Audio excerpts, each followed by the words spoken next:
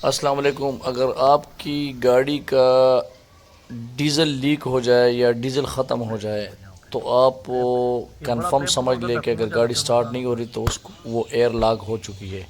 अब ये गाड़ी है जिसका डीज़ल लीक हो रहा था, तो इसको स्टार्ट करने की कोशिश की लेकिन स्टार्ट नहीं हो रही, तो इसका मतलब ये है कि ये एयर लॉक हो गई है। अब सबसे पहले हमने उस पाइप को रिपेयर कर दिया जहाँ से डीज़ल लीक हो रहा था नीचे, और फिर उसके बाद इसका करेंगे क्या कि सबसे पहले इसको पंप करना पड़ेगा।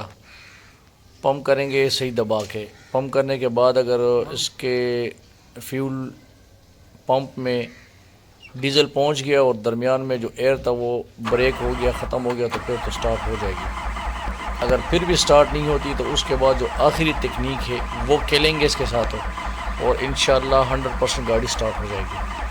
इसके बाद नहीं हो रही स्टार्ट, बैटरी डाउन हो जाएगी।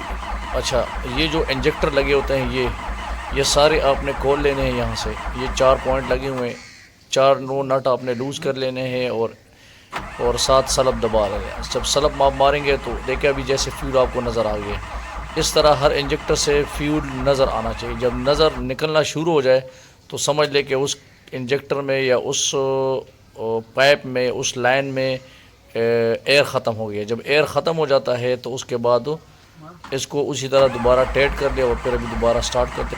जब तक इसके अंदर एयर मौजूद है तो ये गाड़ी स्टार्ट नहीं होगी। तो इंशाल्लाह एयर तकरीबन निकल गया, इंशाल्लाह वो हो ही जाएगी। तो जो इस चैनल पे नए हैं तो लाइक करें, सब्सक्राइब करें।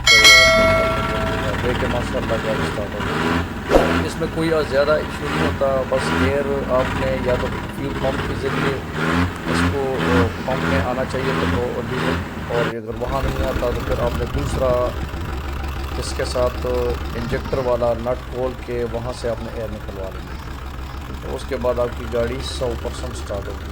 अभी मैसिंग कर रही थी लेकिन माशाल्लाह भी रिदम में आ गई है, क्योंकि फ्यूल सही तरह हर इंजेक्टर और हर लाइन में कंप्लीट नहीं था, तो बिल्कुल रिदम में। देखो कैसा माशाल्लाह ज़बरदस्त साउंड है। Thank you for watching.